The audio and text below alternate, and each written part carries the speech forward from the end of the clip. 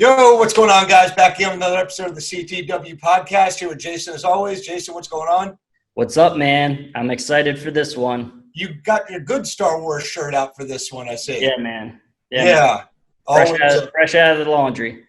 Nice. Always good. Well, real special guest today. Super excited about it. Coming to us from Baltimore City, Dunbar High School. Doug McClain, what's going on, buddy? Hey, how you doing? I'm glad you reached out. Happy to be here. I appreciate it. For sure. So how are things over there now? Like with you're a teacher at Dunbar, correct? Yeah, I'm a teacher at Dunbar. I've been at Dunbar 8 years. I teach history, American government.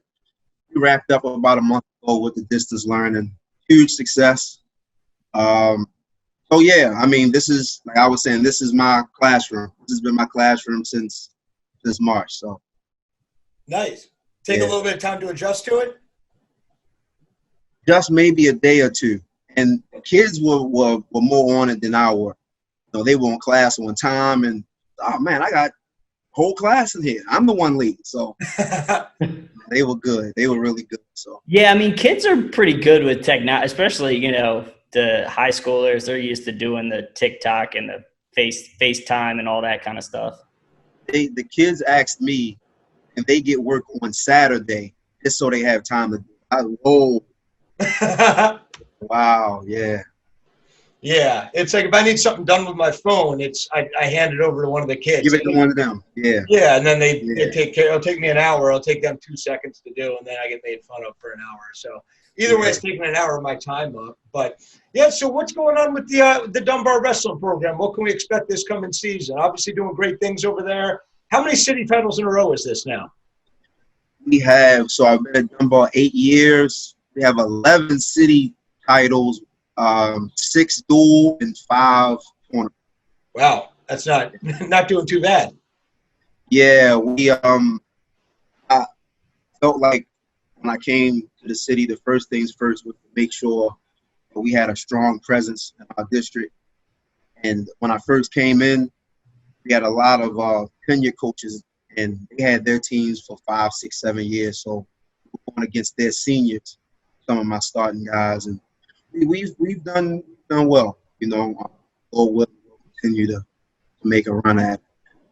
Sure. Well, I think well is an understatement. I mean, it is the Dunbar has been the team to beat in the powerhouse of Baltimore City, doing a great job over there. What do you think the root of all your success is over there? It seemed like it was immediate to me. I'm sure it wasn't, like that. I'm sure that, from the inside looking out, there's a lot more that went into it. But what do you think was some of the main factors for your success? I think the main thing is that I didn't have lazy people around me, whether it was my admins, teachers, assistant coaches. And when you start any program, you have to have somebody around you maybe just as crazy as you, just as ambitious as you. I had those people. We had a very simple style. I was dealing with a lot of fantastic athletes. We started the team with maybe 3 guys that knew how to wrestle. And those 3, we did the off-season stuff. We just worked hard at it. And it just kind of came together that way.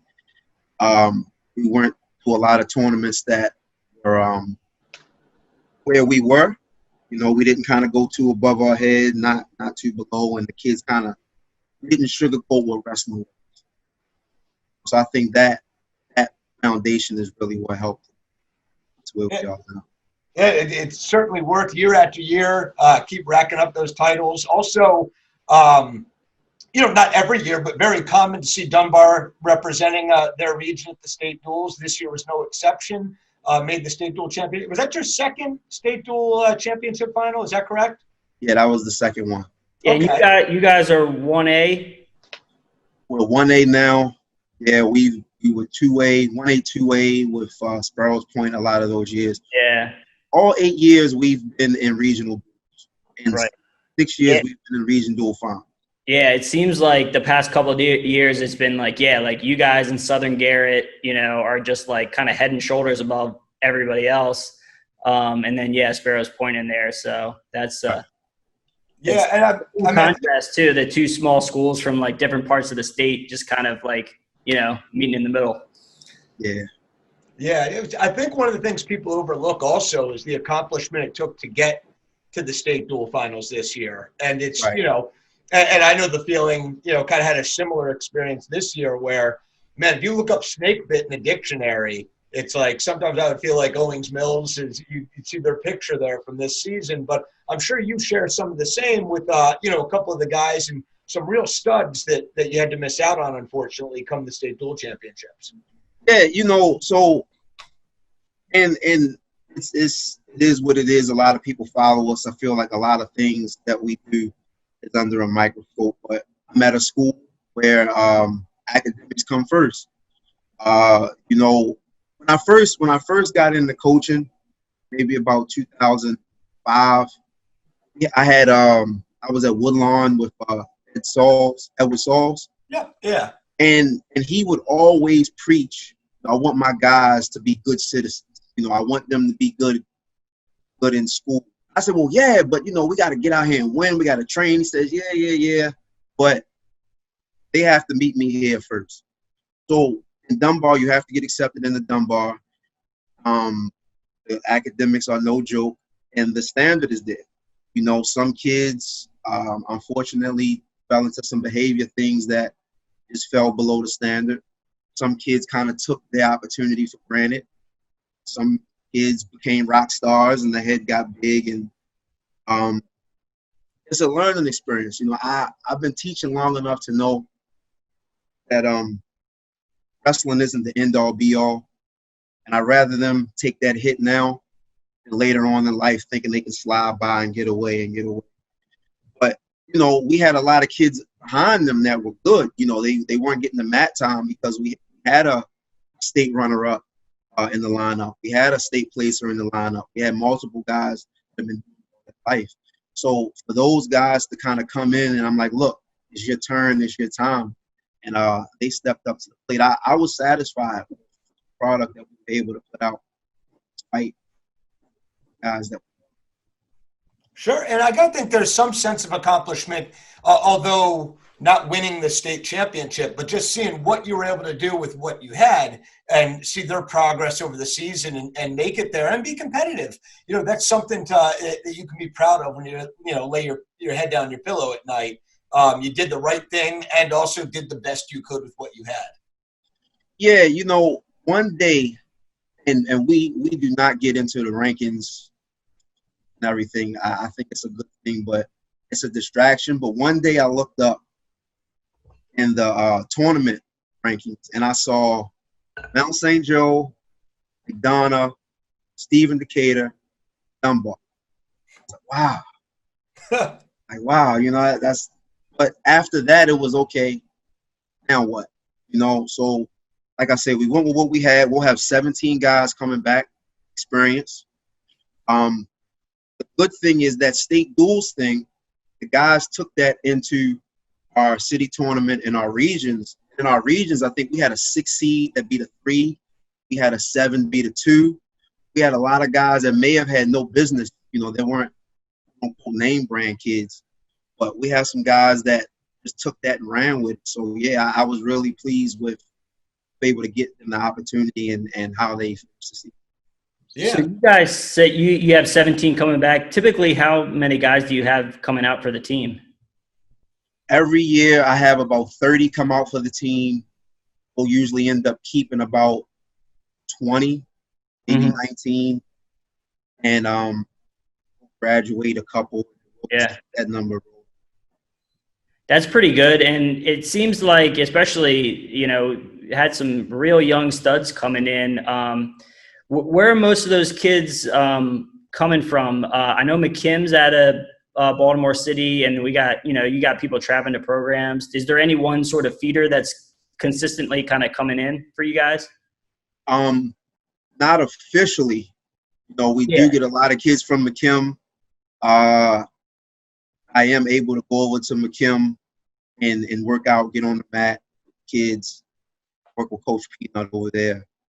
Coach Walt over there, Woodlawn. We gotten some really good kids from Woodlawn all over. I got a really good kid one time, Karan Carter from Perry Hall. Okay. Yeah, De'Aris Carr was at Northwest for a while. So, we get them from all over. We've gotten kids from Beat the Streets. We get kids from the football team. I get kids out the hallway. Probably McKim, as far as experience, has been. Yeah, I mean, how much that football team is also a pretty kind of mainstay in Baltimore City. Is that like kind of it's always kind of, you want to have a good relationship with the football team, the football coach. Is that, something you try to establish as well? Absolutely. So Coach Lawrence, the football coach, he was actually in my interview panel. He said, "Hey, man, you want to come help me?" And boy, you don't know what you just started. So yeah, but I would tell any coach that if you can get in good with JV football in some kind of way, or JV soccer, or even the cross country, the athletes, and I tell them, look, your best guys, you can have them. Give me your guys from 20 to 30 on the roster. We'll work with those guys. And I've learned that football kids are either really good or they're really not. Like, there's no in between with at least the ones I've had. Right. They're either really, really good or they're really not. So I had a Dwayne Johnson. In 3 years, he was a state runner-up. He lost to Ethan Smith in the finals of states. I believe he could have come totally state champion material in 3 years. Got him off the football field. Yeah, great kid too. He's wrestling in college now, isn't he? Yeah, he's at Artisan Brothers. Sure, yeah, down there in West Virginia. But I mean, even above that, you're talking about good citizens. He's one that I've personally interacted with from time to time just over the years. You want to talk about just a stand-up kid. Dwayne Johnson definitely fits the bill. They don't come much better. He's the best. He's a very religious guy. He was a extreme in his choice of being abstinent, which the kids found hilarious. But I've never met a guy like him who's just so forthcoming with his faith. Wait, is he the kid that was wearing the "Virginity is Rocks" or something shirt at States? Do you see that kid? No, that was Bozeman. Yeah, that was Riley. That was Bozeman. I don't think. Yeah, Riley's virginity isn't by choice. He's ugly and awkward. That's where that comes from. Yeah. Just to have a guy like him, to also be a hard worker. Guys like that, it helps your coaching so much. To get a guy that comes in, does the right thing all the time. He's an example. He can speak the language that you can't speak. Kids, he does it in a positive. So that's my boy. And then now coming into this season, another one of my favorites that seems like a mainstay with the Dunbar program, Cam DeVille. Is that who you're looking to for leadership this coming year? Absolutely. Cameron has actually been a leader from day one, but he's a 3-time state place winner, a 3-time regional champion. He loves it. He'll call me, "Hey, coach, I want to work out." I gotta find the time to work out with him. He loves it. He has some big college decisions coming up. He has some really big names that have shown interest. Great. So the kids love him. He's very, very modest in school. He's actually so to go back to kind of the kids that we have that are kind of maybe it fell off, did the wrong thing. My wrestling team, we've actually had 3 of the highest male GPAs in our building on the wrestling team. And he's been one of them. Patrick Ford was one last year, and we had a guy named Malachi Davis a few years back. So I believe Cameron still has the highest GPA of male students for his class. At least top 3. And then you were saying about colleges, I obviously don't want to disclose anything or betray any confidences, but what are some of the level colleges that he's looking at, and where's he possibly looking to go here, after high school? Yeah, so he's I'll tell you, a lot of people shown interest in him. St. Cloud, Division II, Duke, Buffalo. That Maryland reached out to him. I get calls about him all the time. But one, he has the GPA. Right. So that does not get in his way at all. He can write his ticket, go anyway, even if he doesn't want to. Yeah, I think that the sport. That's definitely something I think that gets overlooked in our sport is like being sure. a really good student absolutely helps because, you know, it's not basketball, it's not football. They're not going to like kind of, oh, we'll get you in just because you're a good athlete. Like there's a lot of good Division II and Division III schools that'll give you like scholarships, you know, provided your grades are good. And I mean, there's some really good educations out there to be had through wrestling, is provided you get the grades. Yeah, I've been teaching long enough to see a bunch of cycle of kids, whether it was at my school or other schools, that they had Division I talent, and it got them nowhere because of their grades. And I've seen guys that were second or third tier go on to go to these bigger schools and make a way for themselves. So that's really big for me. Even with me, when I wrestled in college, I just made it. You know, I graduated with a 2.4. I tell the kids all the time. When I got to college, I had like a 3.4 to get to college, and I didn't have a SAT for the clearinghouse. Division I had to take the ACT to become Division I eligible. So I always try to put the kids in a situation to get the grades together. So sometimes that means missing a match. It means maybe missing practice.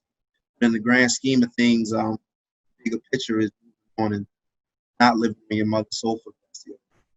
Right. So is there now, what got you into the sport when you decided to wrestle? Is there a good story behind that as far as how you found the wrestling mat eventually? Yeah, you got some time? Yeah, we got as much time as you need. All right, well, I was an all-around athlete growing up. I actually was a really good football and basketball player and lacrosse all growing up. Unfortunately, the size didn't match football. So I started concentrating more on my basketball.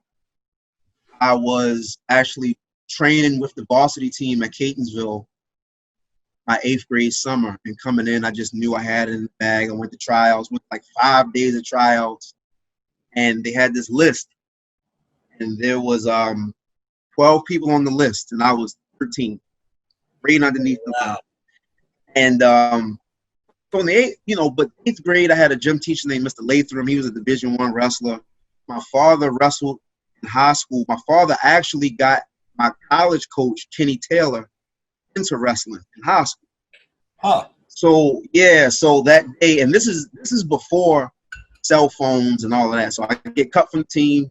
Like somebody breaks in my locker that day, they take my little change or whatever, and I had to walk home 2 miles. And I said, you know what? I'm just gonna wrestle. I never really did it besides gym. I said, I'm gonna wrestle. I'm gonna have a better record than the basketball. And I came in and I had guys like Sean Gray, who's a junior league coach over at Lansdowne. Sure. Had some really good guys there, and ended up getting a lot of varsity matches towards the end of the year. So Okay. that's kind of how I got into wrestling. I feel like if I had the size, I would have probably stuck with football, and I'd have never had any of this wrestling. Well, I mean, you know, some things, sometimes things play out in a good way, right? Yeah, Absolutely. definitely. And then you continued after high school, wrestled at Coppin, then eventually at UMBC. Right. Is that correct? I know there's huge differences in it, but kind of give me a compare and contrast, because there's going to be some people that tune in that they're looking at a school that is the level of a Coppin, or what Coppin was at the time, and then others that might be gearing a little bit more towards UMBC. Can you compare and contrast those two programs? Yeah. So when I got to Coppin, I was kind of under the understanding that so Kusick was there. Okay. I would have been a 25-pounder under him. We had a really good guy at 33. We had a really good guy, another guy at 33. We had a couple national qualifiers. So the room, it was a really good room. It was completely different. It was a more physical, more athletic, more, on the outside. So Division I wrestling is like nothing I ever experienced in high school ever.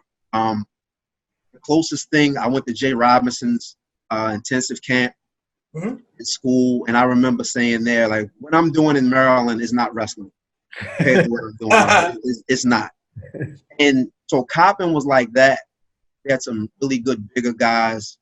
Kusick didn't come back to school.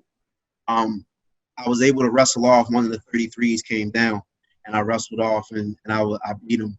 And I was very marginal my freshman year. When I say marginal, I didn't win a match for maybe 2 months, maybe longer than that. I ended up placing in the conference, but it took 100% commitment. It's a lifestyle. You know, there was no choice to stay after practice. The guys wanted to stay after and work with you. The coaches were intense. KT, he was kind of on an administrative leave thing at the time, so our assistant was really working with us. It was rough. It was brutal.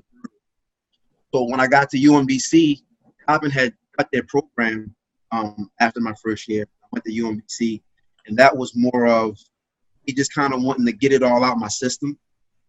And I had Rosenberg was my coach there, and as good as Rosenberg was as a wrestler, he was really laid back as a coach. I'm used to a coach on you and and he was, hey, guy, listen, man, you know.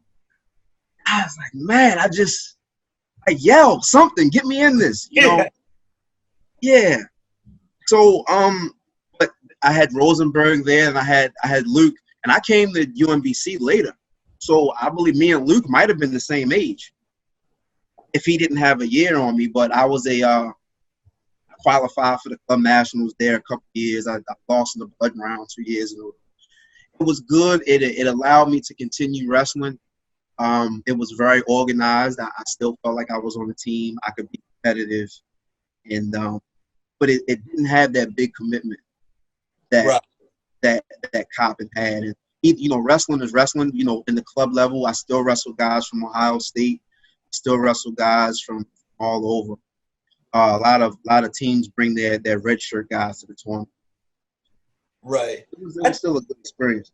I do think that there's something like, and there's a couple years there where UMBC just had their finger on the pulse. Like they were, you know, bringing guys out to nationals where it's a club program, you know, but that doesn't mean you, like UMBC showed, especially for a while there, that you can take club wrestling really seriously. You know. Yeah. I mean, the wrestling is the wrestling.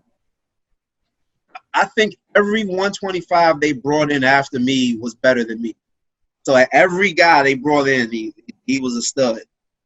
And I mean, you know, you go to their practices, and they made good with what they had, and it was competitive. And I thought they were going to be able to get into D2, D1, and I mean, it didn't happen, but it's still a very good.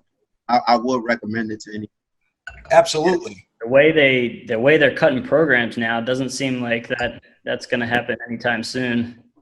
What's your thoughts on this? I mean, you were a part of a program that got cut, and it seems like, you know, especially with this COVID thing and like more programs on the chopping block. Yeah, Stanford just got cut today, right? Wow. No, ODU got cut. You know, I feel like this. As a coach, if let's say Baltimore City opens back up and I can have my one-on-one practices,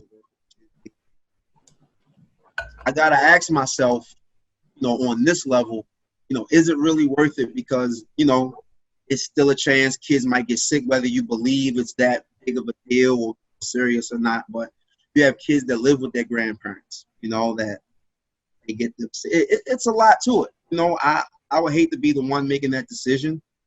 I don't want any program to get cut. After Coppin got cut, I think I took 2.5 years off of wrestling. I was miserable. Wrestling is the reason why I went to college. I said, well, I'm going to go to college to wrestle, and I'll figure everything out later. Sure. And one day I said, you know, I like history.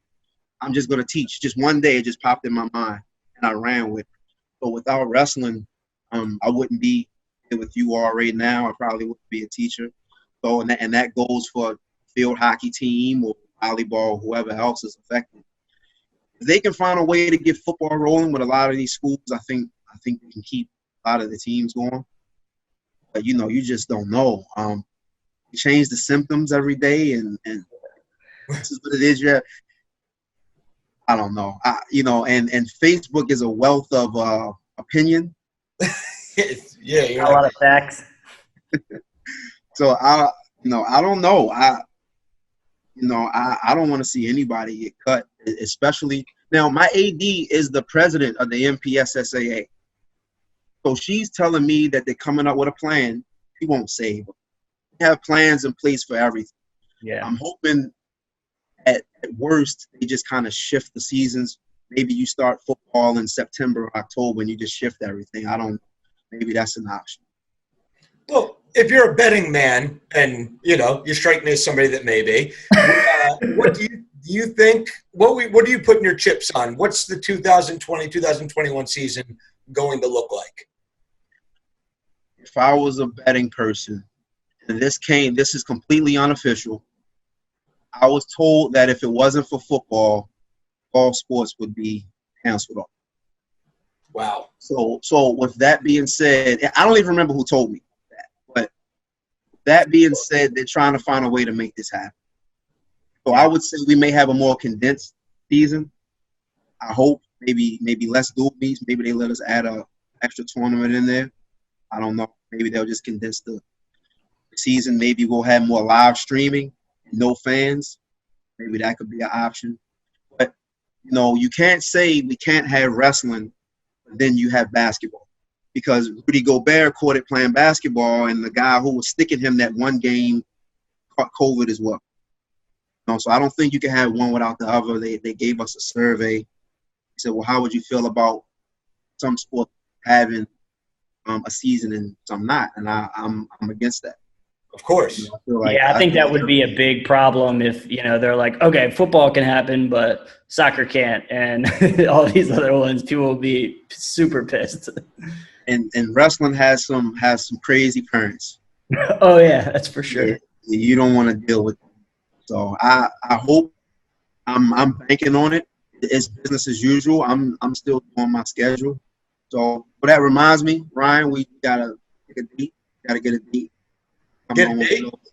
Are we coming to you again? No, we can come out there. Okay. All right. We'll get something set up. That's good. That transitions into scheduling. I'm always curious how, particularly public schools set their schedule as far as tournaments that you're going to, who you wrestle, because private schools, whatever, you can do whatever you want and all this kind of stuff, but public schools only get 3 tournaments. You got your conference, what's sort of your philosophy on setting your schedule? So my situation is different. I'm the only team in Baltimore City. I only wrestle 5 cities. Only 5. That's just out of, allowing some teams to kind of build where they are. But it would be different if we didn't have the point system. I may be able to put a second team out there, just to match the competition level. But and that I can't, and we need the points. We wrestle everywhere. We go out west. We go Anne Arundel County. We go Hartford, Baltimore County. There's a list every year of maybe 20 schools that I email every year to wrestle. This could be the day after states. They'll hit me back, we're full already. Or, it's very hard for us to get matches for whatever reason that is. So I wrestle a lot of private schools. I'll wrestle anybody. We wrestled everybody. Right. Last year was Loyola and Glenelg, right? Did you guys have them together? No, we wrestled Glenelg the year before. Last year we wrestled Loyola. We wrestled South Carroll? South Carroll. We wrestled I think we ran into Caravel Academy at a tournament. We actually beat them. They were monsters.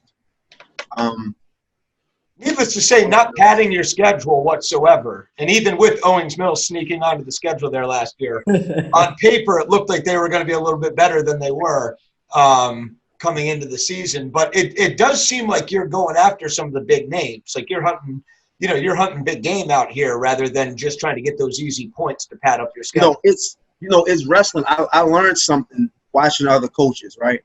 So I learned that I would go to states and I would see guys that were 40-0, 41-1, and they wouldn't play, right? And then I would see guys that were 35-6 or whatever, And that just taught me, early on that it's not your record, but it's who you're wrestling. And so, like I said earlier, I had guys in regions. I had a 7 beat a 2 seed. I had a 6 beat a 3, and they didn't have pretty records, but they went through that grind. They went through a tough schedule. Our room is tough, so why would I sugarcoat competition, right? Sure. A lot of the times, our practice is a lot harder than our matches, regardless of who we wrestle. We go to War on the Shore every year, so we wrestle St. Joe guys, wrestle guys from Southern Regional in New Jersey. Very, very good team. So, I'll wrestle whoever. I do like to kind of keep some room to sneak in the regional duels. I don't want to get hit in the head 6 times and then we don't make it. But right. So that there is a balance there, and especially with our region now, I can kind of jump out there even more. Our region, our dual region, is everybody in Baltimore City and Francis Scott Key. I don't know how they came up with that, but that's what it is for now. So I can play with it. I can get some tougher competition season. Like we do Westminster duels every year. We wrestle Hammond. South Carroll was there a few years. Almost Mills was there a few years. We wrestle. Queen Anne's always has good teams. Poolville, get a lot of good teams there. Went to Battle of the Bridge. So they had a couple of nationally ranked guys. So I definitely try to get the kids the exposure, as early in the off. I don't do a lot of dual tournaments early on. I just don't feel like they're physically ready for that. But outside of that, we go for it. You say you don't do a lot of dual tournaments early on?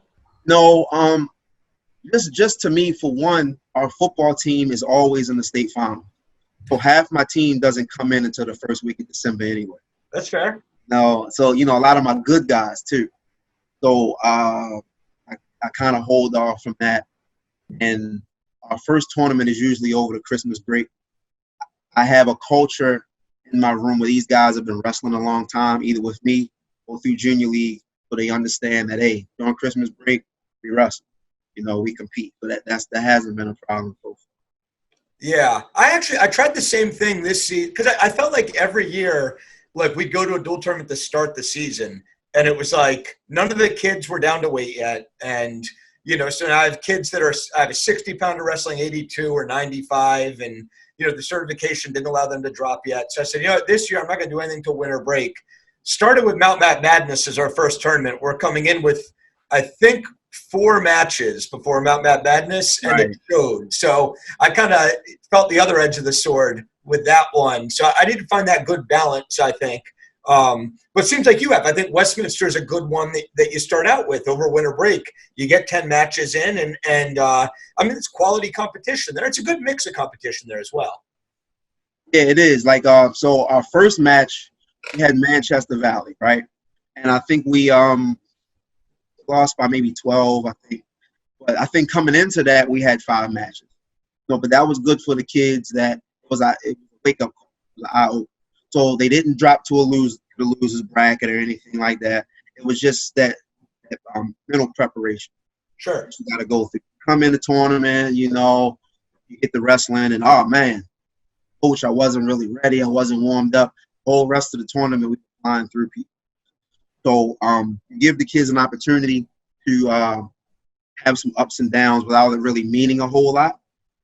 It's tough for kids to come in 6th place first tournament. Right. But if they can go 7-3, 8-2, they can live with that. Yeah, that's a good point. So the psychological part with dealing with high school kids too. All of them have egos. All of them are going to post all of their stuff on Instagram. And, even if I can get a second tier guy to go 2-0, some exhibitions, and he feels a part of the team, he comes in and he's like, Coach, any JV tournaments I can go to? And he's ready to go, Right. If we were at a bracket, he would be home in his jeans playing the game off.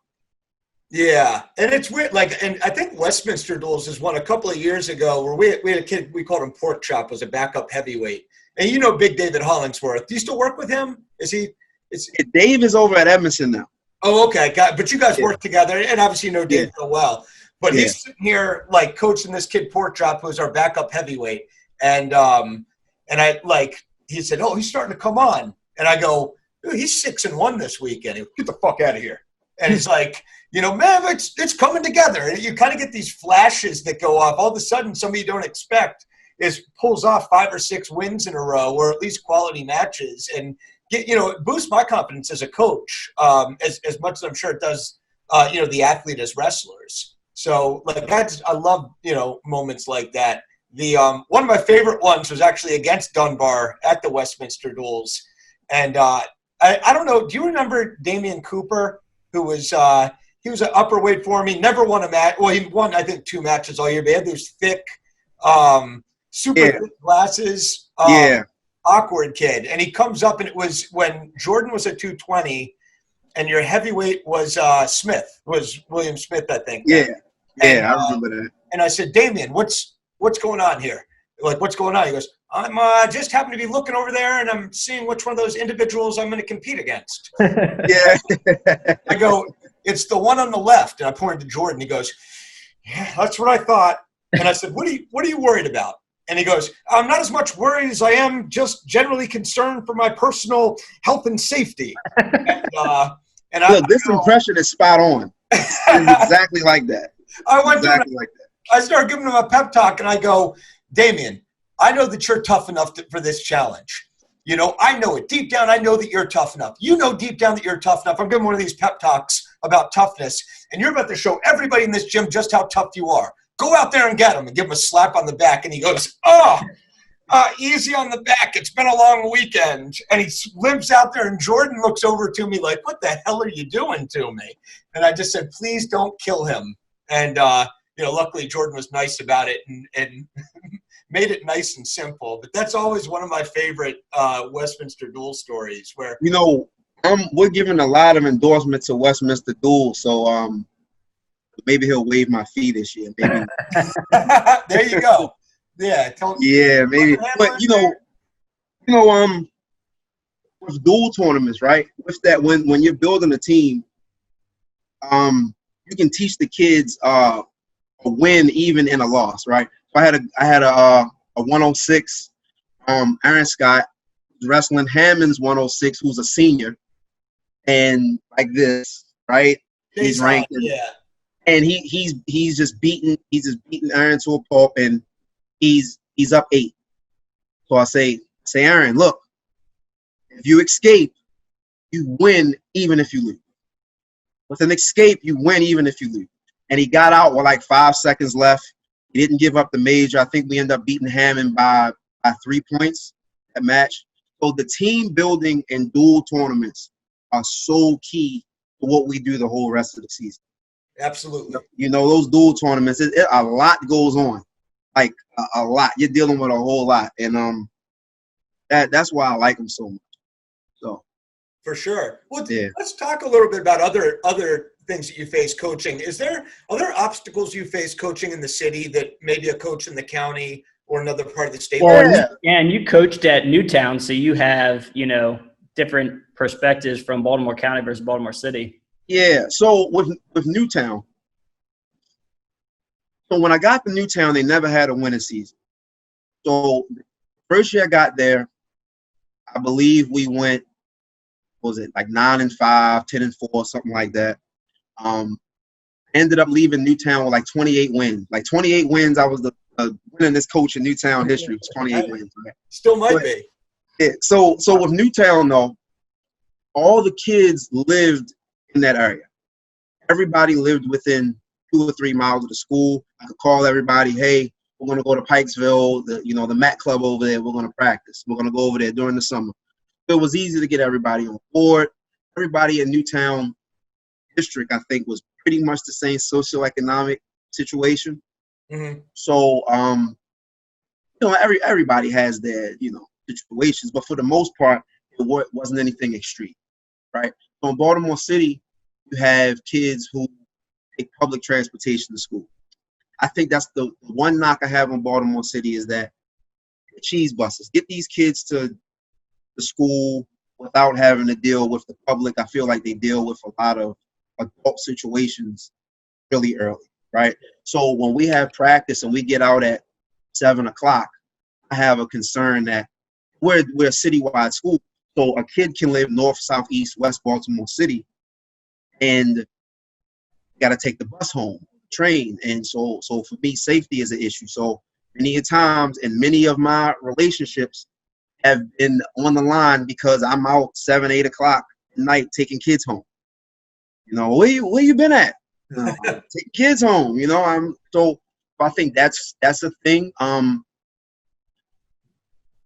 And with budgets, things like budgets, I think it was a little more stable in the county. We kind of knew what we were doing, but the budget comes from the principal. I've had 3 principals, and each principal kind of has their own needs in the school. Sometimes athletic budget is kind of the first thing to get pinched off when the school needs other things. So I raise a lot of money every year just to make it look good, you know, and I feel like the kids, they work hard enough. They deserve to be able to go to a lot of places without feeling like they didn't have the money to do something or something like that. So I think. What kind of fundraising ideas? What have we done in the past? We've done the Chick-fil-A or the Chipotle night. We've done that. I have a parent, Garrett's Carr's father, who does. The kids will agree on the uniform. But he has a printing machine and all that. He'll print custom stuff, and the kids will buy it, and then everything goes back to the program or things like that. The kids will go around and, I don't know, push up a thon. It's all kind of stuff we do. Get people who give us a hand every now and again. I put a lot of my own money out. That's kind of a bigger thing. You know, we're a small school. Dunbar only has maybe 700 kids. So the budget isn't huge. But those are some of the bigger differences. Okay. With the county and the city. Yeah, and now the structure with Dunbar, it's open to anybody that lives within the city limits. Is that correct? Yeah, so we're a 610 school. Basically, that means every middle school child comes out of middle school with a score based off of their grades, their standardized tests, and their attendance. So based off of those, you get a score. So Dunbar is one of the 5 highest. So you have Poly, City, Western, School of the Arts, Dunbar. So academically, you know, if you want to look at it that way, you'll have Poly, City, Western, and School of the Arts is this whole other thing. Right.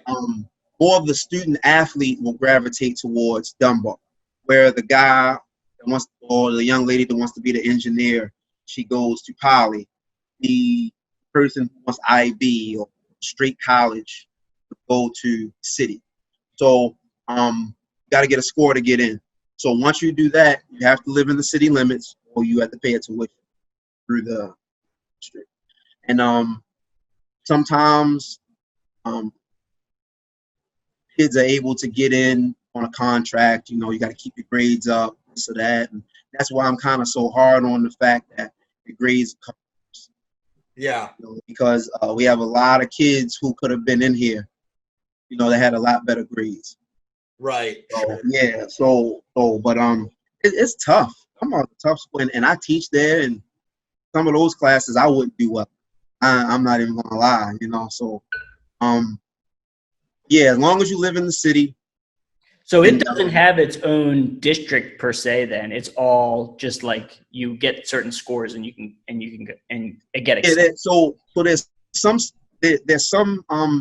schools that are like zone schools, right? Like Owens Mills, like a Newtown. You have those.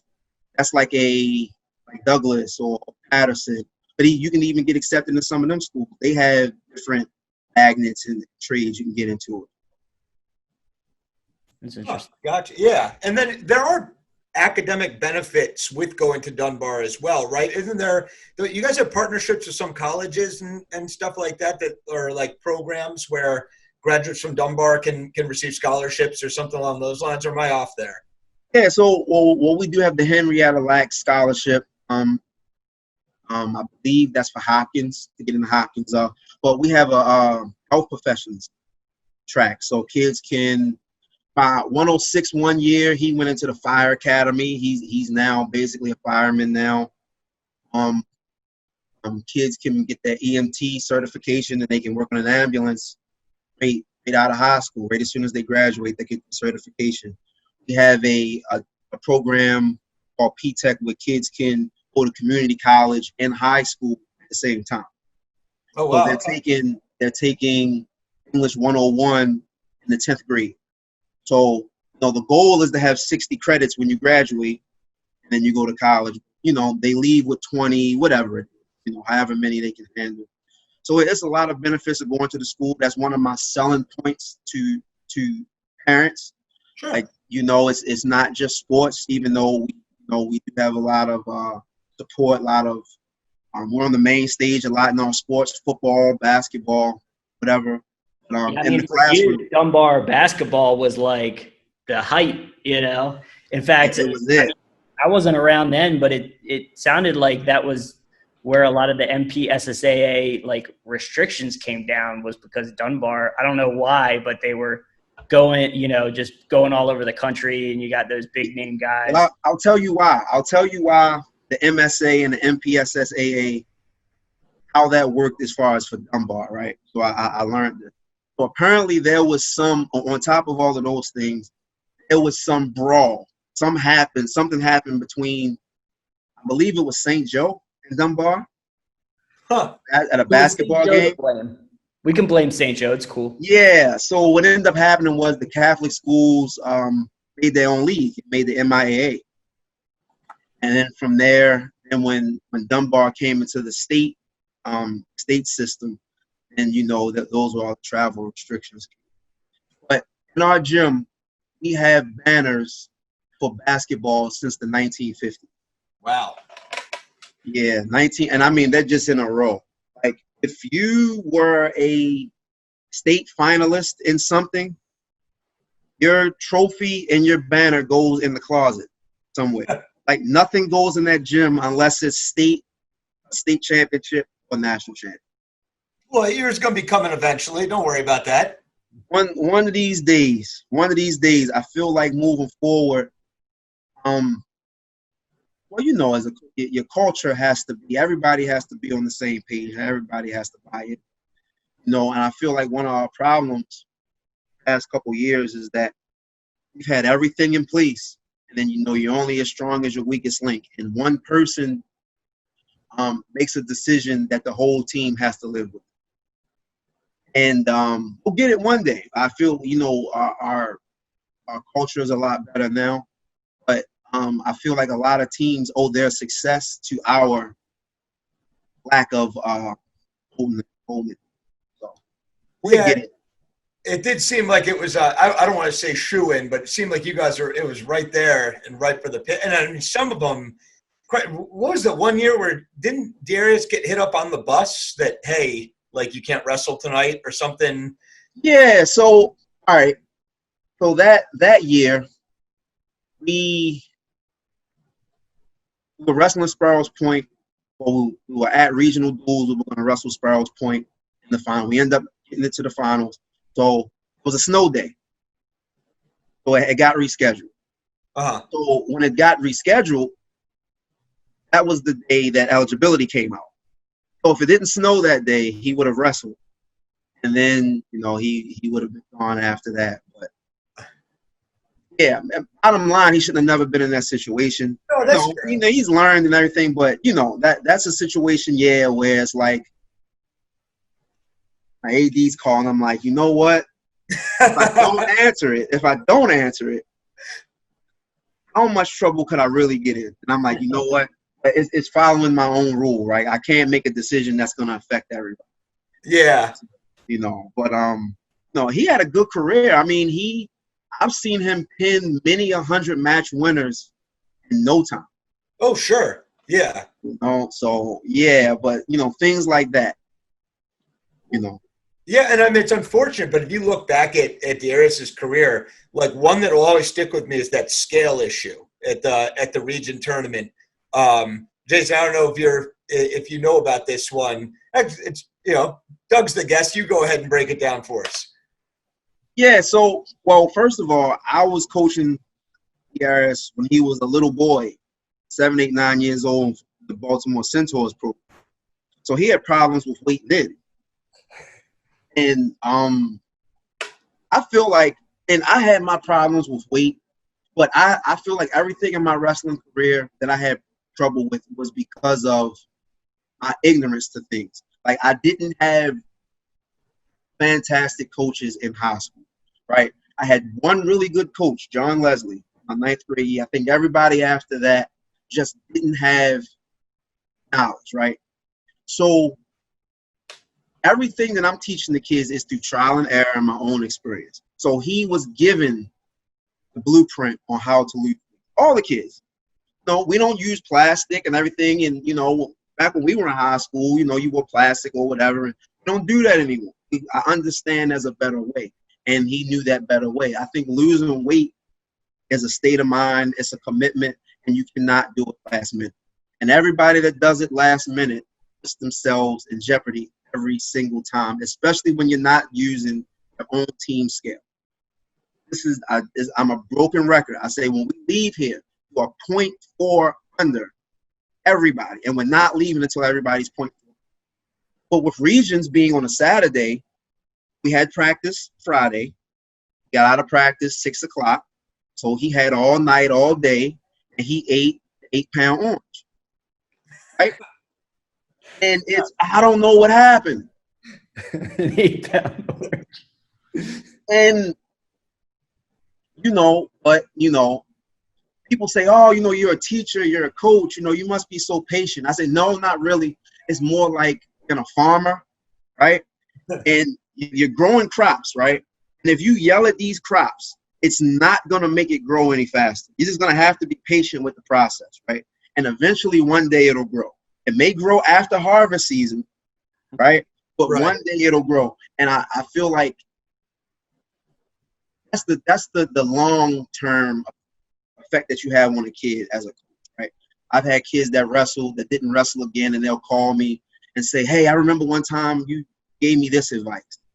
And, I don't remember their record in high school. They don't remember it. But, so things like that. Well, so with the though, unless I'm mistaken, they had a scale that was like a ½ pound over, and then everybody. Yeah, but so he got on the scale, the check weight scale. We had another guy. We had a number 1 seed, Jamar Cannon, right, who is Jairus Cannon's older brother. Fantastic wrestler. So they get on the scale, and they come back up. And they say, "Oh yeah, I'm good, like 0.2 under." I'm like, man. They're like, "No, you want to come down?" I say, "All right." But then they come back, and their whole body language they're not looking at me. They're kind of off to the side. And I'm like, Hunter, my sister called me, like, Hunter, just go see what's going on. He's like, just walk away. Just walk away. And they're like, yeah, somebody moved the scale. They picked it up and they put it down somewhere, and then now everybody's over. So a couple people in the tournament were over. Yeah. Brett, I don't think any of Brett's guys were over, and they were his scale. But whatever. Yeah. Exactly. Yeah, but but even still, again, I feel like losing weight is something that you just have to be committed to, and you can't gamble. If you had all night and you are a ½ pound under, then you don't have any wiggle the next day. Well, and nowadays it's like one shot, right? I mean, before you could get on and go run a little bit, and yeah. Now it's I remember when I was wrestling in high school, you could weigh in completely naked. You could just weigh in, and I remember in college it was just West Virginia Open. There's a long line of guys, 64 guys just naked in line. I'm like, oh my god. Yeah, Mackin used to weigh in 2 pounds under naked. I like the feeling.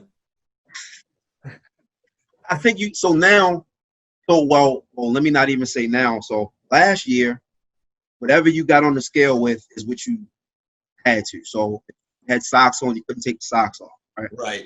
But if you had dual, having a dual or whatever, and a guy's too over. I never really cared about it. It's whatever. We come to wrestle, but now they have to weigh in that singlet. There was a new rule came out. Everybody has to weigh in the singlet. So, you definitely can't play around with the scale situations. Yeah, for sure. It's changing gears a little bit with it. One thing that I always admire about you is the hustle that I see. And you talked about how you're not involved, but you have a presence in certain junior league rooms, whether it be McKim or over at the Wolfpack or whatever. Do you feel like it's, criticism comes down about recruiting and stuff along those lines, when really it's just people that aren't willing to work as hard or put in the time that you do? Yeah. So I mean, I'm everywhere. Like a lazy man doesn't eat, right? I remember one year in Newtown, my last year in Newtown, we didn't place anybody in states, and I left there and went to Perry Hall. I think they had the Little 20 or something like that. I say, no, I'm gonna get some guys that want to do this, right? So, you can't be a lazy coach. You can't expect. I don't have the benefit of having a official feeder. Like, it's not like Damascus where they basically getting guys from the area. Not like Sparrows Point or Stephen Decatur where they can't go anywhere else but that school. They have options. I enjoy working with kids at a younger age and kind of cleaning up some of the stuff that it's out of love of coaching. Sure. And then with that, I get job offers all the time. Hey, come here. But I enjoy working with, kids in the city. And if I didn't believe in what we were doing at Dunbar, I wouldn't be there. So if that means I take time to go to McKim 2 days a week, or I go with Walt. And I think one thing with that, you got to be able to be open to a different coaching style. So again, when this is one thing that's important to put it in the context, right? On why I do so much. Like I said, I didn't have this elaborate background in wrestling, right? Getting into high school. Like I seen you all's interview, and you all had coaches when you were younger. You had really good things that I learned in the 9th, 10th, 11th grade, you've known all your life, right? So it was, and I always thought that had I just known a little more, I would have been that much better, right?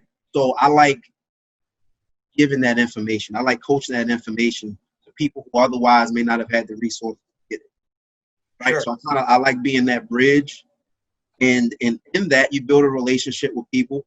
I've had kids that I've worked with for 3 years and sat there in the corner with them and enjoyed it. And then some private school coach comes out the bleachers, hands them a card, and they love it. And I'm like, dude, I've been with you forever, But it's all good. I think the thing just that I want a successful team. I love coaching.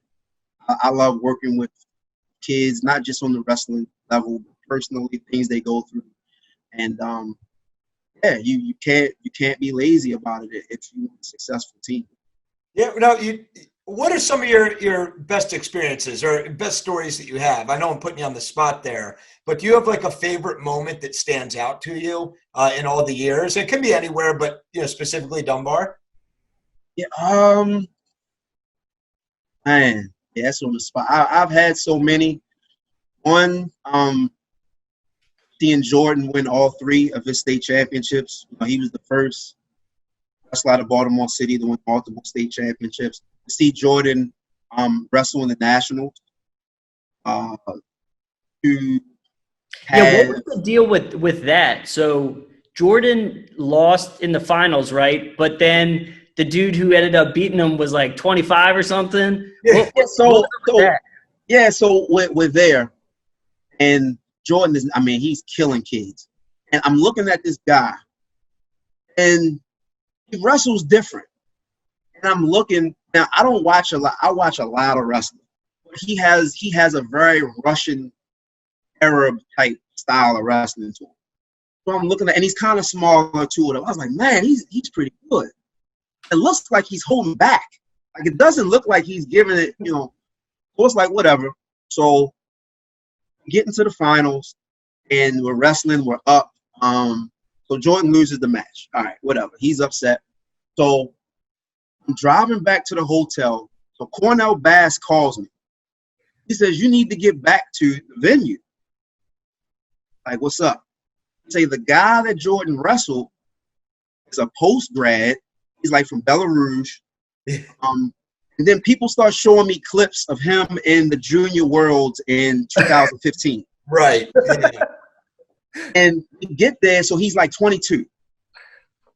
He's 22 wrestling in the high school nationals. His thing was basically, he was like, well, he couldn't graduate high school. Like, he aged out of high school or whatever. He was just trying to get some scholarship offers or something. But he could have went anywhere. He ended up going to Harvard, I think. I think he's a national qualifier this year for Harvard, I believe. Really? Yeah. It's definitely Ivy League. If it's wasn't Harvard, it was Cornell, but I'm 99% sure he was a heavyweight this year for Harvard. And was seeded like somewhat like a top 12 seed as well. So really, yeah, he's no joke. I remember reading about that because I had watched, I don't think it was live, but I watched his finals match and I was like, all right, maybe he's gonna win, blah blah blah. I was like, oh, he lost. Like, second's great, second in the country, you know. And then it was the next day I saw an article and it was like Jordan Freiert wins national champs, and I was like, wait a minute, I thought he lost. Yeah. I was reading, I'm like, what? It was crazy. And you know, Harry Armstrong, big fan of Jordan. You know, referee Harry. Sure. And he's like, listen, man, I just feel so bad about it. Like, I tell you what I'll do. Like, whenever you have an assembly, I'm gonna come in my referee's outfit and I want to just raise Jordan's hand. He deserves it. That's cool. I appreciated him doing it. Jordan's like, I don't feel like a champion. And I know it sucks, man. You're deprived of that moment of winning, you know what I mean, in front of everybody. And, you know. Yeah, you know, I told him, I said, you know, with that, Jordan, you did make some mistakes. So let's talk about what you did. You know, I'm still in coach mode. You still did lose the match, yeah. Yeah, so, okay, you did, you know, so this is what happened. But he, you know, went on and, you know, he got over it. And I say from this point on, it doesn't matter how old somebody is. You're in college now. I can be however old. So, you know, another learning experience. I wish he could have gotten it for real. Like, even on the stand, I think he was second on the stand. The problem with NHSCA for me was that they knew about it. The commentators, the guys from Flow knew who the guy was. Yeah, how did that slip by? Yeah, and what? They just were like cool with it, or they just didn't think he was gonna win, or like? I don't know. I believe in that guy's semis match, they said, hey, this is, you know, such and such, and you know, he was on the Junior World team in 2015. You know, so whatever, man. I feel like all those kind of national events, even though they're good for the kids, it's all really just a money grab. If you look at it. Sure. You know. Like, but I see you at all of them still. Like, you know, it's you might be a little late, but I see it down there at Super 32 and NHSCA every year. We're everywhere. You know, like I said, I don't duck the competition. If the kids want to go, we'll prepare and we'll go win, lose, or draw. And tell them, you know, they didn't give out any state championship medals today. They didn't give out any scholarships today. Go out here, do your best, and we'll work on it. Like a parent called me the other day, and they're like, "Hey, thinking about doing this national tournament next week." Like, next week? Nobody's been training in a month. Like I feel like nobody should be doing anything but training. There should be no matches going on. Everybody should be training, getting back in wrestling shape, getting their time in right now, especially for something that won't mean anything. Right. Yeah, I don't know. What national tournament was it? It was something in New Jersey. No, something in New Jersey. New Jersey. Oh, I think Kiesling's taken some. Is that the Scrap Life or is that New Way or something like that? I'm not sure, but it's at the end of the month. Something like that. Yeah, but yeah. We had Waddy on last week, and he was ripping anything that wasn't USA Wrestling. Of course. Yeah. You know, it's whoa. All right. Yeah. What? So do you you said that there's a long list of people that you contact to compete against. Right. Do you know the reason why they won't wrestle you? Like, does anybody give you other than they're full? This is They're scared. They're scared. this is what I think. I think that some schools, I feel like we kind of go after the same kids. I feel like it's not good for them to lose to us. I hate that sounds that way, but I feel like that's their reality. I feel like that's what it is. I feel like I have some very passionate parents. I feel like sometimes that may have something to do with why they don't want to wrestle with. Yeah, but like you said, wrestling parents are. Yeah, it comes with it. It comes with it. But, and I will deliberately contact the same people every year just for them to tell me. And like who? Huh? Like who? Let's put it out there. Mount St. Joe. Well, I'll say this. I reached out to, in the past 3 years, I reached out to every private school. Okay. Every private school that was worth putting the gas in the bus and going to. I had a team say they don't have any space. I'll send them my schedule and I say, you pick a day. And some get back to me, some don't. Some it just doesn't fit in their schedule. So it sounds like, the way Dunbar is set up with the system, and like you said, it's like you guys are more like on the level of a private school. Like you said, you'll be coaching a Mackin kid, and then you got to kind of compete to keep them from going to a private school, which is coming more. I mean, we had the Beechners on too, and they're kind of in the same boat. It's like they have some stud kids in their district, and they're kind of recruiting to just get them to go to their local school. I mean, obviously it's all around the city for you, but do you feel like, you're kind of competing against these privates to make sure they kind of stay home in the city? Well, I mean, we have good kids, so, whether it's football, baseball, whatever, I don't blame anybody for trying to go get good kids. I do feel like sometimes that, they'll pick and choose city kids they want and then kind of leave the rest of the kids, whatever. I feel like it's a little disingenuous if you're building relationships with people. Like the coaches from Glenelg said, they had some concerns about comment coming in, but they built a relationship and they didn't let any of what anybody else said interfere with their relationship. I feel like it's more business. I had a kid one time come from a private school who lost his scholarship because he couldn't wrestle anymore. He was going through cancer treatment. And that's not hearsay. That's from his mother, that she told him he couldn't wrestle because of going through chemo. Sure. And they took the scholarship, left her with a bill. He couldn't get his transcript. We had to go off of his report card. So, that was one thing about that situation with private schools that kind of put it in perspective for them, that maybe it's more business than it is personal, like it is for me. But so sometimes kids feel like maybe they want to go to a different setting.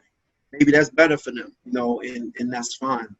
But I tell any parent, I'm in the building. I don't warehouse kids. It's not like I'm telling kids to come to the school and they see me 2 hours a day for 3 hours. They see me every single day. If they miss class, if they're in the hallway with their girlfriend, if they're at lunch, if I'm on my planning period and I pop in class and I see that phone and I take it, whatever it is, I'm a part of that every day.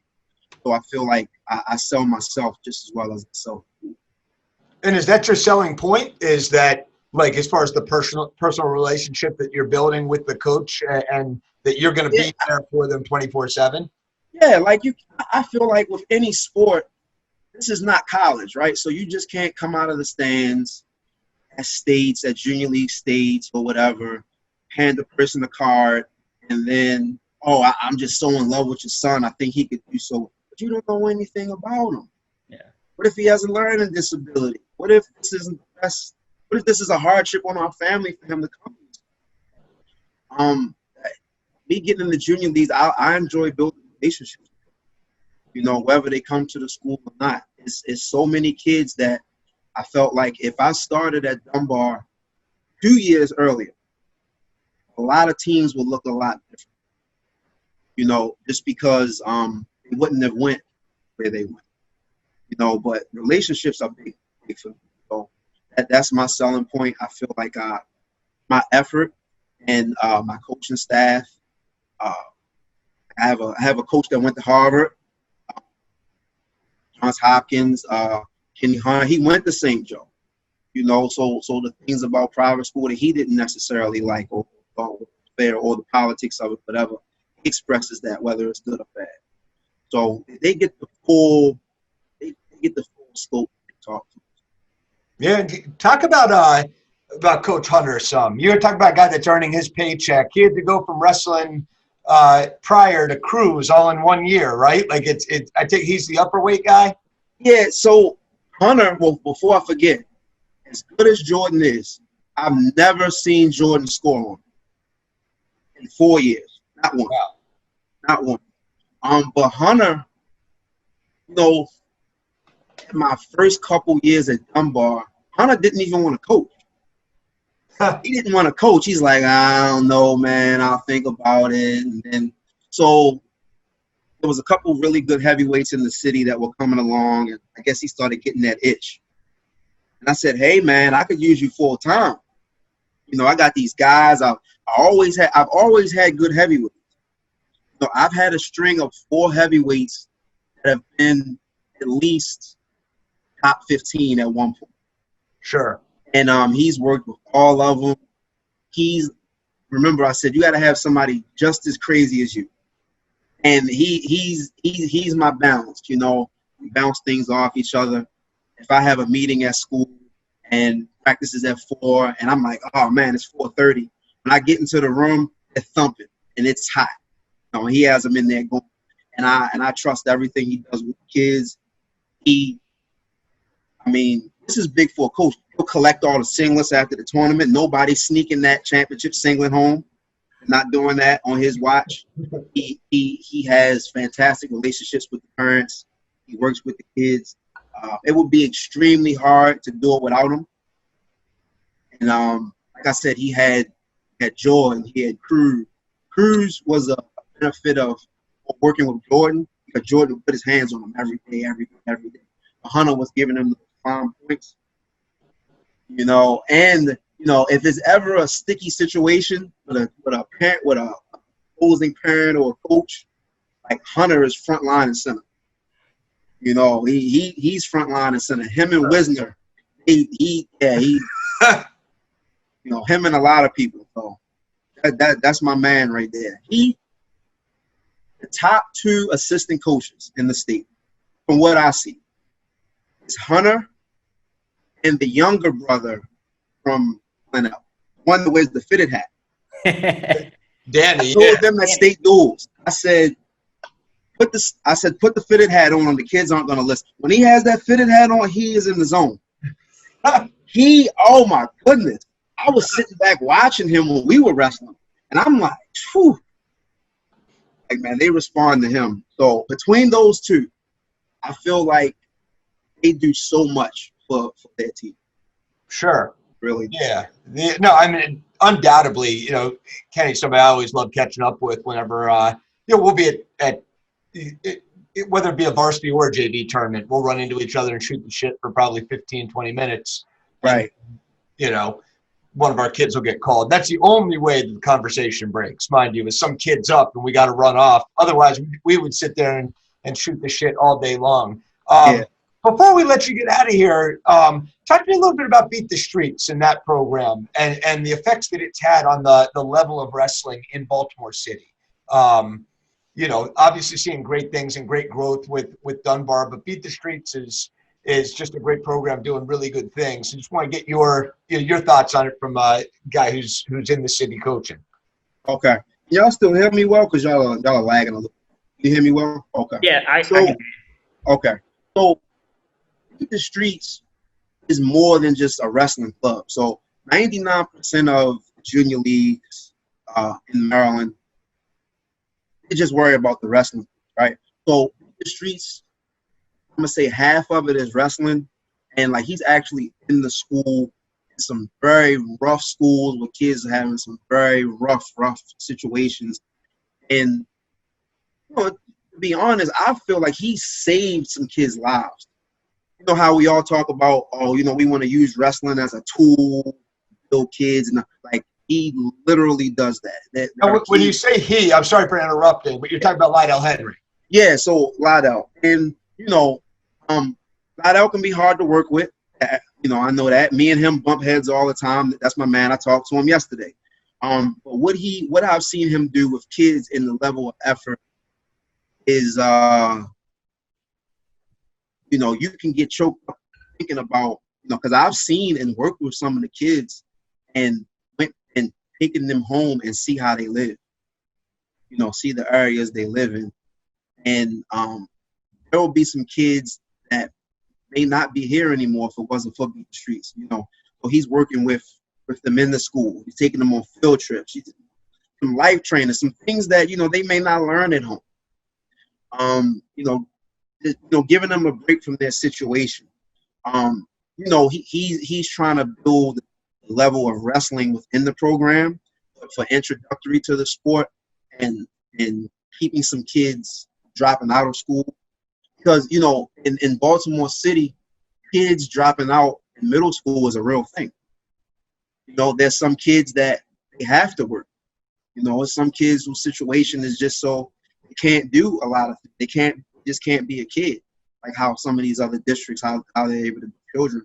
So for him to be able to step in and say, well, look, in the summertime, you're going to be with us.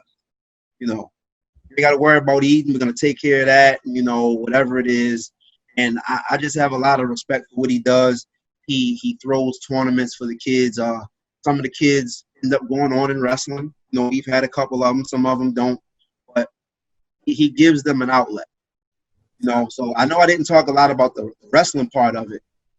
You know, that's still a work in progress. But for him to attract, I think he said something about he's had 800 kids since 2012 to participate in some kind of way. You know, I think that's big. You know, that's big. He does a lot with a little. But he definitely does. He definitely does. He has support. I've worked some of the summer camps. He has people come in. Like I say, I do it. I love doing it. From SAT prep, math tutoring, English tutoring, robotics, engineering, you name it. I'm probably forgetting more things. Yeah, it's a fantastic program. And I appreciate the fact that it's just not wrestling. Some programs, that's what it is. Right. Wrestling is the focus, and that's cool. But I think his just deals with the whole person.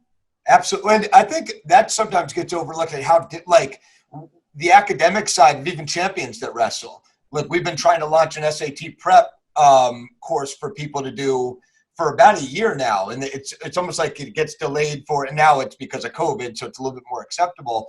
But there's a lot of logistics that goes into starting an academic program that's along with your athletic one. Hopefully, you know, we're going to be doing that sooner rather than later, and that's something we're excited about. But I think a lot of times people don't realize it's not just throw a mat down and wrestle. There's a lot more that goes into that. And planning out an organization, a program like that. And, you know, Lydell Henry doing great things in Baltimore City. With Dunbar Wrestling, is there anything else going on? What can we expect this season? And assuming we have a season. Yeah. Well, I hope so.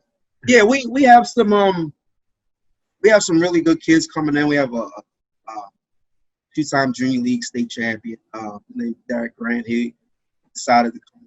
He'll be around 160, 170. Again, I have about 17 kids coming back. Whenever they stop playing football, they'll be on the wrestling mat. But yeah, you know, I'm really excited. This will be a year where you'll see less quote unquote name brand kids, but a lot of kids who kind of bought into the system. You know, if I could speak on this real quick, I heard the that's what they call it. That's their names. Now I never can remember how to pronounce it. Features. Yeah, right. They talked about philosophy and its system and all of that, right? And that Iowa style. But when I first got into trying to find a style, it was that same thing. It was that go, that Iowa style. I have a history degree. I'm all about research. So through Beat the Streets, I was able to hang out with Montel Marion for a whole summer. Right? So who better to learn Iowa style from Montel Marion, right? Absolutely. So I said, Montel, what was practice like brands? He said every day it was 15 minutes of technique, an hour and 15 alive, right? So for me, well, the guys I was dealing with, that just didn't translate well into a high school style. Push, pull, heavy on the head, V-block, go, that kind of stuff, bang the head, go. So we would practice it. And then when we wrestled, we were in shape, but I didn't see those things that we were drilling, come out on the mat. I seen us kind of wanting to work more out of an open, tap and go, things like that. So we're doing a lot more of that. So I think this group that you see and going forward, you'll see a lot more of an open Jordan Oliver, Jordan Burroughs style. I tell the kids, I say, Kyle Dake and David Taylor are some of the best wrestlers in the world, technically, but they can't beat Jordan Burroughs. When he's on the outside, he's not doing a lot of tying up and wrestling the way they wrestle. So I think we're adopting more of that style. So a lot of this year, I think you'll see a lot of style that is what we like to do.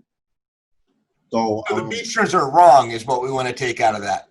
No, I feel like that works for that's why Iowa has the certain kind of guys that they have. Right?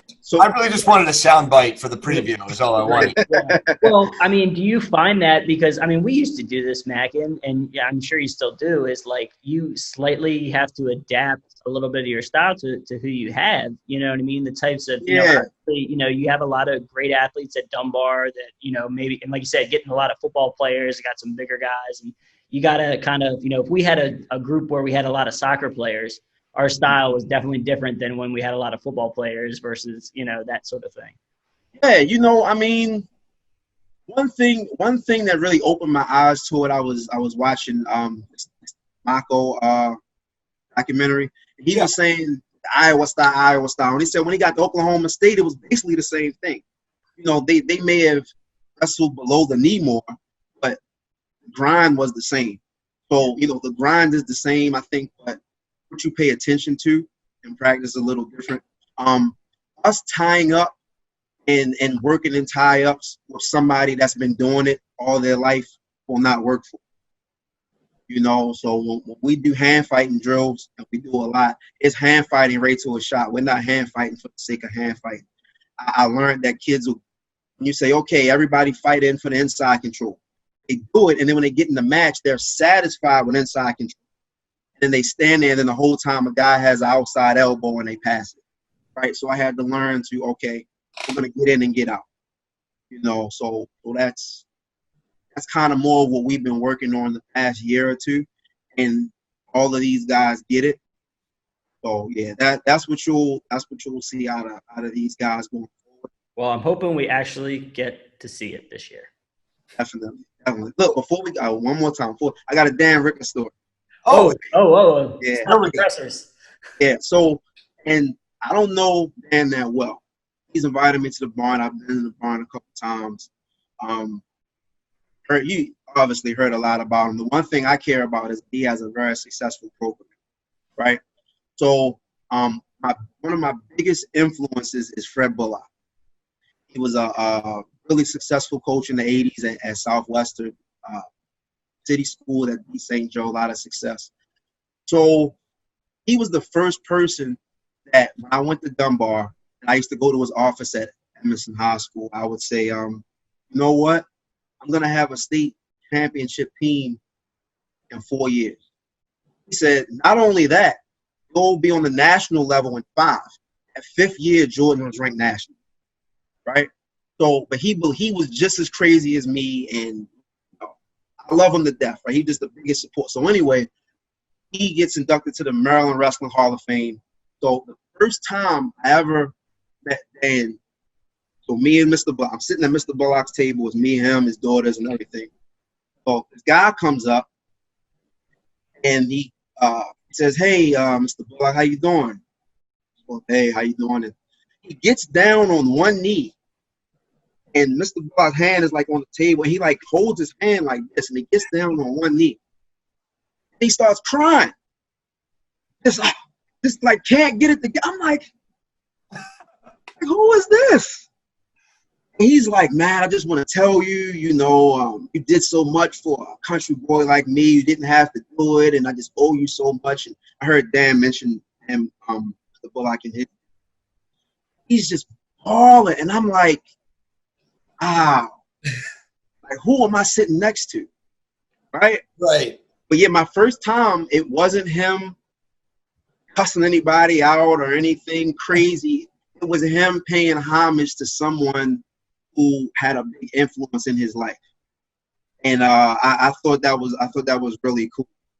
Very cool. Yeah, I thought that was. So, yeah, I hope he forgives me for saying that story. But I feel the same way about Mr. Bullock. So yeah, Mr. Bullock's a man of mystery. Every person I talk to about him, they tell me something different about him. And I'm like, what? You in the NFL? You're a 3-time state champion. Like, what? You with it? Yeah, so. Man. Yeah, that's a cool story. Very cool. And, on that note, Doug, unless there's anything else going on that you want to talk about, we'll let you go here. No, I'm good. Listen, I appreciate it. I hope mine was just as good as everybody else's. I enjoyed listening to all the coaches and their philosophy and what they go through. It just makes me realize that throughout these times socially, with everything going on, or COVID, or a lib, like how Dan said, the libs, or all of this other stuff, right? And all of these wild political things I see online with everybody, that wrestling has a way of bringing all of us together, and it is a fraternity to me, and we're all brothers.